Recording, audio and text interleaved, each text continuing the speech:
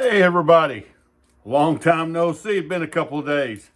Whew, what a week it's been. I tell you, it's been about 10 days. I've been running 90 to nothing. So was out Lake Pickwick, and I can't thank all of you enough for all your support.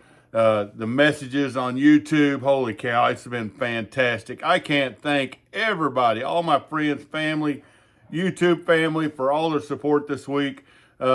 What an amazing week it's been. I've had a blast. Got home from Pickwick, ran another tournament on Saturday, and then left there and went straight to Lake DeGray with Lucy to help her run a high school tournament. So just now today, kind of getting everything settled in and calmed down a little bit. And I thought I'd talk to you a little bit about how I caught my fish last week at Lake Pickwick. And man, that place has got some big bass in it, and what a fun place to fish. It was the first time I've ever fished there. You know, I was digging it. So I'm ready to go back. But started out the week, I did get 3.5 days of pre-fishing, and I spent a little time on Lake Wilson, and the rest of my time I spent on Lake Pickwick. I realized real quick that Pickwick had the quality of bass the guy needed to do well, so that's where I put the rest of my effort. But it didn't really, it was a pretty easy lake to kind of get some things figured out. The first morning there, I put in at McFarland Parkway, which is way up on the river end of that lake, and there was a lot of heavy current. The lake was fluctuating a lot this week, and but them first 2 days of practice, now, I mean, there was some ripping current coming down through there. And I spent about, I don't know, till about 10:30 or 11 o'clock on that upper end, messing around. The water was relatively clear coming out of Wilson, and I never had a bite. I could tell real quick this was not my kind of fishing, and I needed to get on down the lake where I could find some shallow backwater or something that was going to fit my style a little better. So Googled a ramp that was halfway down the lake, kind of down around the, I guess it's a Tin Tom Bridge or something like, not Tin Tom, but Natchez Bridge area. So down middle part of the lake. And I found a little creek arm there, and I put in right there and began to fish, just right in that creek arm. Just did my normal pre-fishing, put the trolling motor down, just started fishing my way out of there and out into the lake, and got real fortunate. And right quick, I come up on a lay-down tree on a kind of a flat bank where the channel got a little close, and I caught about a 5-pounder. And on a spinnerbait around a lay-down tree. And that kind of clued me in pretty quick of what maybe I need to be looking for. Went on down a little further there, just fishing, just kept on fishing down the same stretch of water. Come to another tree on a little bit of a flat spot, caught another really nice fish, 3-pounder or something. At that point, I was like, okay. So I just kept on fishing. I fished a lot of trees on deeper banks, a lot of trees on a lot shallower banks, and didn't get any more bites out of those. The next one I came to that was kind of like the ones I'm going to talk about exactly what these were here in a minute. I caught another good one. At that point, I was like, okay, I know what I'm looking for. And I just began to look for more of these type of trees along the riverbank.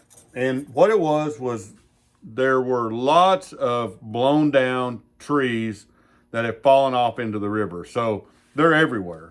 There's lots and lots of them. And at first I thought, well, crap, there's trees everywhere. I'll just fish all the trees. But there was a very, very specific tree and a specific kind of bank that they really wanted that tree to be on, and a way for that tree to be laying in the water for it to really be great. And so I was looking for more of those. I fished another one later in the day and caught another really good fish out of it. So I was like, I'm not going to fish any more of those the rest of the pre-fish. But these particular trees they weren't like flowing down the river. You have the channel get real close. You have more like a steep, bluffier bank, and then deeper, real deep water close. You might be able to set in 15 to 20 feet of water right close with a treetop going down into that water. I could not catch them out of those. And the way the lake was falling, the trees on the ultra flat stuff were not that great. But if I could find a tree that was on gravel not rock and not mud, but gravel, like gravel, that my boat, being a decent little cast off the bank, if the boat was sitting in about 5 feet of water cast off the bank on gravel, and I would have a full-blown nice trunk of a tree. You needed to have a tree that was solid with a nice trunk coming down, and then it was a complex kind of tree with lots of limbs, but when that tree had laid down into the water, all the limbs kind of spread out like this. And, you know, it had probably broken down into the bottom, coming out to about 5 feet, and then you would have it kind of spread out like, you know, that tree was the trunk like my arm, and then on the end of it, it was spread out. And those were the trees they were on. It was almost like the tree flattened out when it hit the water, so you had a lot of cover on the bottom, a handful of limbs sticking up with a nice trunk coming down. If you could find one of those, there was a big bass in it, and maybe 2 or 3 big bass. One of the best trees I had, there were 2 of those that had fallen together, and I think I caught 5 really good fish out of that tree over the weekend, over that one tree. And then I had another, I don't know, 10 of those all up and down the river that were ideal, that I just worked through those trees, and some others that were very similar that I caught some fish out of as well. But when you could find that tree in that scenario, it was money. There was a bite there, was no doubt about it. I was targeting those fish with a spinnerbait. And by far the best spinnerbait for me this week was an Arkansas Custom Tackle in my favorite color that I talk about a lot. I call it Orange Crush. And it was a 3/4 ounce this week for the most part. The majority of my fish came on this bait. You can tell, look at this. I brought 3 of them with me. This is the last one, and I was praying by the end of the tournament it would continue to hold up. But the 3/4 ounce bait, the orange head, orange willow with a number 6 gold willow leaf on it. This is a bait I caught the majority of my fish on. I was also putting a white or pearl white Zoom twin tail on there. So this is the bait I caught the majority of the weight on the first 2 days of the tournament, and just fishing really slow. Actually throwing that bait right up to the base of those logs, those limbs, and just slow rolling it back to the boat and just bumping them tree limbs and coming through those trees. And man, every now and then one would just get after it. I was catching about 10 fish a day, being able to cull a couple times, fishing this bait. I was fishing it with a little bit heavier rod than I normally do because I don't throw a 3/4 a lot, but I needed a little bit heavier rod. So I was using a 7.2, a Shimano SLX, a medium heavy. I was just using an old school green Corrado, a 6:4 gear ratio, and 17-pound Trilene XT monofilament. That was the basic combo for that. That was the number 1 bait. Now the bait, I caught more fish on this bait in the pre-fish. And I did catch one really good fish on this the first day of the tournament. And it was another Arkansas Custom Tackle spinnerbait, a tandem Indiana blade, so a nickel gold Indiana blades, a 3/4 ounce in a bone and chartreuse combination. Now in the pre-fish, I really did a lot better on this bait. And I did catch one in the tournament, and I caught quite a number of short fish on this bait during the tournament, but only 1 keeper came on this. Just slow rolling it as well. I was using a chartreuse glitter Zoom split tail on there. It was getting bites as well. I kind of got glued into that other bait and didn't throw this one as much, but this is the bait that really helped me figure out how to catch those fish. And it is a key bait for me in this type of scenario in the early spring, is the Indiana blade. So always remember that.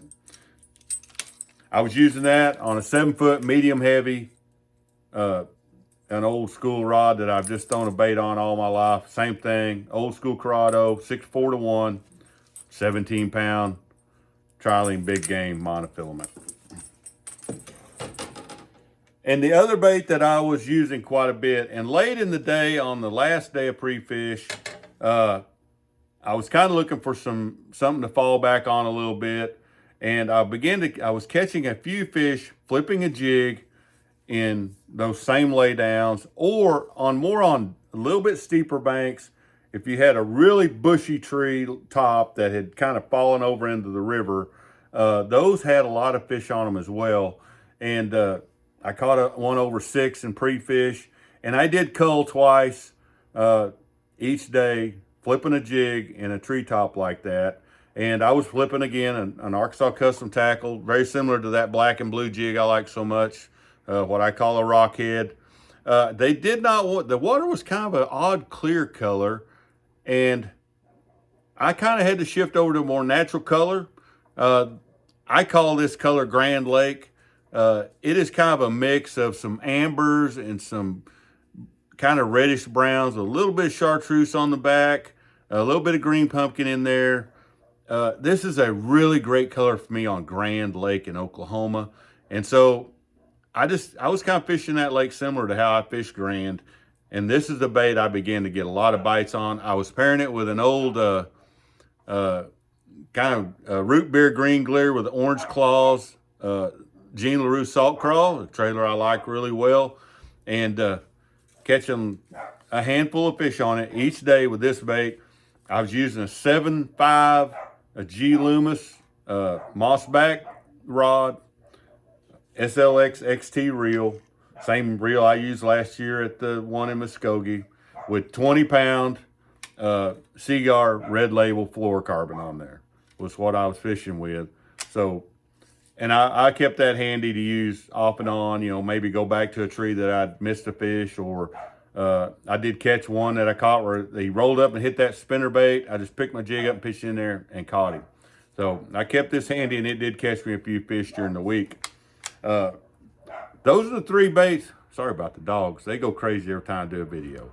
But those are the 3 baits I spent the tournament fishing, and it was worked out really well. Had a great event. I'm going to do another video on kind of how my very last day went, because I only caught 1 fish that last day. And I'm going to do a separate video and explain how that day played out and a little bit of my thought process on how it played out. I think you'll get it. And the best thing worked out in that, the way the last day worked out. So I was 100% satisfied with my finish, satisfied with everything about the event. I got a lot of great time on stage and a great getting to know some new people out there and make some new friends, just like I always want to do at a tournament. So that's how I caught them. The last day the river had finally completely settled out, and that really changed the bite a little bit. But that's how I caught all my fish this week. What a great time it was. I can't thank all of you again enough. I just can't. I'm so thankful for all of you, and I can't wait to get to Eufaula and do this again. So till then, we'll catch you next time.